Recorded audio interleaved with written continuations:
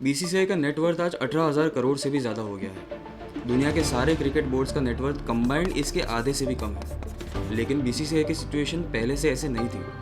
आज से 40 साल पहले तक बीसीसीआई के पास सैलरी देने तक के पैसे नहीं होते थे। तो एकदम ऐसा क्या हो गया कि बीसीसी जिसके प्रेसिडेंट को 1983 में वर्ल्ड कप के 2 एक्स्ट्रा टिकट तक नहीं दिए थे इंग्लैंड ने, वही बीसीसीआई आज पूरी दुनिया के क्रिकेट बोर्ड्स को अपने हिसाब से चलाता है। बीसीसीआई का कमर्शियल डोमिनेंस इस पॉइंट तक बढ़ चुका है कि ग्लोबल क्रिकेट स्ट्रक्चर आज उसके हिसाब से चल रहा है। 2007 वर्ल्ड कप में 16 टीम्स खेल रही थी, पर 2023 में सिर्फ 10, क्योंकि जब 2007 में भारत जल्दी एलिमिनेट हो गया था तो व्यूअरशिप 70% तक गिर गया था और इससे ऑर्गेनाइजर्स को बहुत ज़्यादा नुकसान हुआ। कभी आपने इंडिया की ऐसी मैच देखी है जो आधी रात को सेट की गई? ये कोई कोइंसिडेंस नहीं है। आज क्रिकेट की 75% व्यूअरशिप सिर्फ इंडिया से आती है, तो दुनिया की सारी क्रिकेट टीम्स को इंडिया के टाइम के हिसाब से ही खेलना पड़ता है। ये इंडियन टीम के लिए तो एडवांटेज है, लेकिन बाकी क्रिकेटर्स के लिए नहीं। इंडिया में क्रिकेट सिर्फ एक खेल नहीं है, एक रिलीजन है। Board of control of cricket in India establish हुई थी 1928 में। एक ऐसी बॉडी जिस पे ब्रिटिशर्स का पावर था, जिसके पास ना पैसा था ना रिसोर्सेज। लेकिन जब कपिल देव की टीम ने वर्ल्ड कप जीता तो पूरी दुनिया इंडियन क्रिकेट में इंटरेस्ट लेने लगी, खास करके खुद इंडियंस। और बस यहीं से बीसीसीआई ने पैसा, पावर और पॉलिटिक्स का एक ऐसा जाल बुना जो पूरी दुनिया में क्रिकेट बोर्ड्स को झुकने के लिए मजबूर कर दे। और इसी के बीच बीसीसीआई ने अपना सबसे पावरफुल पत्ता फेंका, आईपीएल। आज आईपीएल $1 बिलियन इंडस्ट्री बन चुकी है। आईपीएल की वैल्यू 1.5 लाख करोड़ है। आईपीएल के ब्रॉडकास्टिंग के 5 साल के राइट्स बीसीसीआई ने 48,000 करोड़ में बेचे हैं और आईसीसी का 75% रेवेन्यू सिर्फ इंडिया से आता है। लेकिन हमेशा से ऐसा नहीं था। 1980s तक बीसीसीआई पैसा लेना तो दूर, बल्कि दूरदर्शन को ब्रॉडकास्ट करने के लिए 5 लाख रुपए देता था पर मैच। तो पिछले 30 साल में ऐसा तो क्या हो गया कि बीसीसीआई इस लेवल पर पहुंच गया। 1928 में बीसीसीआई का जन्म एक सपने की नींव रखने जैसा था, भारत को क्रिकेट की दुनिया में अपनी पहचान दिलाने का। तब क्रिकेट सिर्फ अंग्रेज़ों का खेल था, उनके रूल्स, उनके स्टेडियम्स और उनका राज। पर देश के अलग अलग स्टेट्स के कुछ एसोसिएशंस ने मिलकर बीसीसीआई को जन्म दिया, जिसमें ग्रांट गोवन पहले अध्यक्ष बने और एंथनी डिमेलो सेक्रेटरी। इंडिया के पास कोई बड़े स्टेडियम नहीं थे और ना ही कोई इतना बड़ा बजट था तो बस एक छोटा सा ऑफिस और एक बड़ा सपना। फिर आया 25 जून 1932, जब भारत ने जिमखाना ग्राउंड पे अपना पहला टेस्ट इंग्लैंड के खिलाफ खेला। नतीजा बहुत अच्छा नहीं था, पर एक शुरुआत थी एक नए दौर की, जिसमें अंग्रेजों के दिए छोटे छोटे हिस्सों को हमने एक बड़ी कहानी में बदल दिया। ये क्रिकेट से भी बढ़कर भारत की एक नई पहचान बनने वाला था। 25 जून 1983, लॉर्ड्स का मैदान, सामने 2 बार चैंपियन वेस्ट इंडीज़, जो 1975 और 1979 के वर्ल्ड कप जीत चुकी थी। उनके पास क्लाइव लॉयड और विवियन रिचर्ड्स जैसे लेजेंड्स भी थे। भारत सिर्फ एक अंडरडॉग था।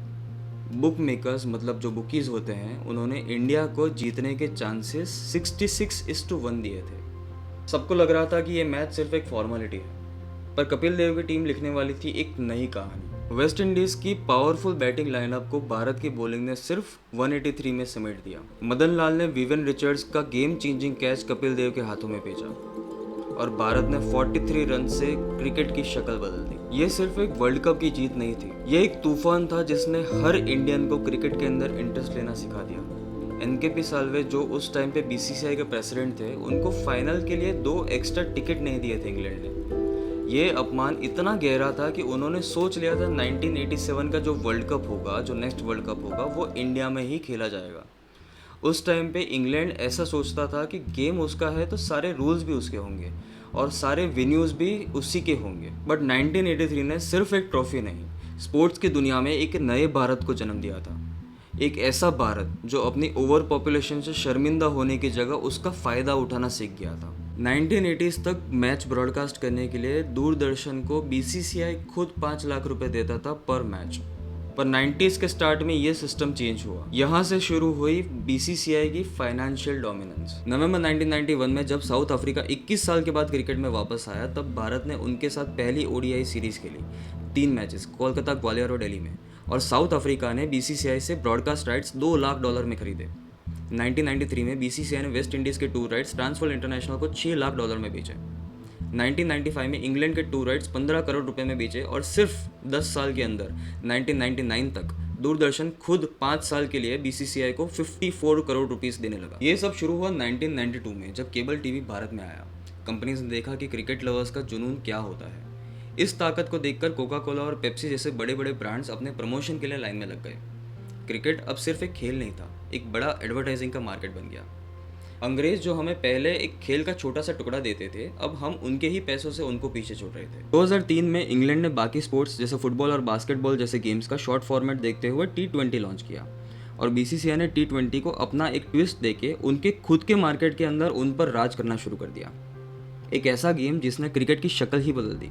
2008 में बीसीसीआई क्रिकेट की दुनिया का सबसे बड़ा तूफान लेके मैदान में उतरा, IPL। देखिए, क्रिकेट का सबसे बड़ा रेवेन्यू आता है स्पॉन्सरशिप और ब्रॉडकास्टिंग से। ये किसी भी स्पोर्ट का एडवांटेज होने के साथ साथ एक बड़ा डिसएडवांटेज भी है। 2023 का वर्ल्ड कप ही देख लो, तो इंडिया जब खेल रही हो तब व्यूअरशिप रहता था 3.5 करोड़ के पास, और इंडिया ना खेले तब व्यूअरशिप रहता था 50 लाख के पास, मतलब 1/4। और इस प्रॉब्लम का सल्यूशन के फॉर्म में बना IPL। इसकी शुरुआत हुई एक आइडिया से, जो 2007 में वर्ल्ड कप T20 के टाइम पे आया।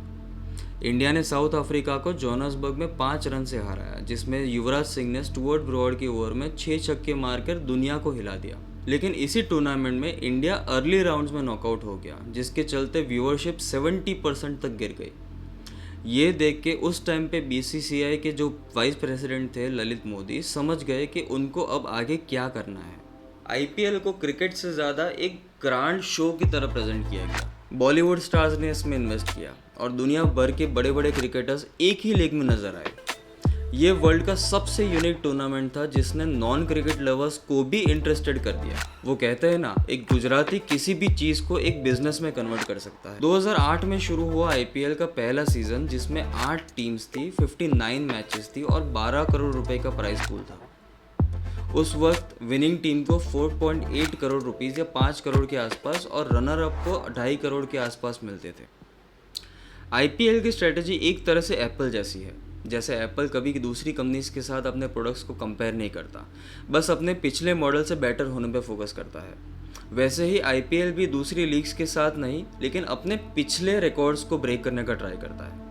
शायद अगले 10 सालों में किसी यंगस्टर को आप पूछेंगे तो उसको पता ही नहीं होगा कि क्रिकेट इंग्लैंड ने बनाया था, और शायद हमने ये तरीका उन्हीं से सीखा है। आज IPL की कीमत $15 बिलियन तक पहुंच गई है। 2022 में IPL के मीडिया राइट्स 48,000 करोड़ से ज़्यादा में बिके थे, मतलब $6.2 बिलियन, जिसका मतलब हर मैच की वैल्यू 82 करोड़ से ऊपर जाती है। 2023 की सीजन में 74 मैचेस हुए और टोटल रेवेन्यू $1 बिलियन क्रॉस करी। 2023 में टोटल प्राइस पूल 46 करोड़ था, जिसमें विनिंग टीम को 20 करोड़ रुपए मिलते थे और रनर अप को 13 करोड़ रुपए मिले थे। लेकिन आपको जान के हैरानी होगी कि ये IPL के टोटल रेवेन्यू का सिर्फ 5% हिस्सा है।